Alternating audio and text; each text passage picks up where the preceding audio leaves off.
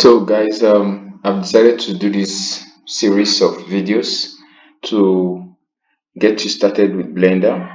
You're not just going to get a random view of how to make this or how to make that. You're going to get the process of how to use Blender and become a at least go from beginners um to advanced from a just gradually like that. So that's what I will do with you.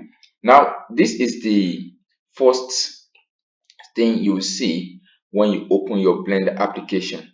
However, if you don't have Blender, just go to just go on Google and type blender.com and download the version that is compatible with your device. I'm using Blender 3.6, but I think there's a latest version now that is higher than 3.6. So I would likely love to update my version, although I've gotten most of the add-ons that come with the latest versions. All right, so you just download the app and you get to get started. So this is the first thing you see. Now, when you click out of that interface, that icon you see, or that pop-up you see rather, you get the first interface. And now this first interface has this curious look. Sometimes can be quite confusing when you look at everything here. Can be quite confusing. So what do we do? You have to set up your environment, and I'm using a mouse. Originally, when I started, I was not using a mouse.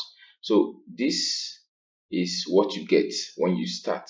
So if you want to really go into designing and you want to enjoy designing, you need to get a mouse. I must be frank with you. Then you get a device that is about my own device is about 12 gig RAM, 4 gig RAM upwards, and that would help. So, and you need a device that have a dedicated, maybe dedicated or integrated graphics card. All right, so I will be introducing you to the menus up here. Okay, the sidebar, and this scene collection center. This also. So for this video, this will just introduce you to the Blender interface, and see you in the next video where I will teach you how to navigate your way. Beautiful and lovely day. Thank you very much for watching. See you in the next video when I'll be introducing you to how to navigate your way through this interface. Don't forget to like and subscribe, or drop your comments on what you think about the video.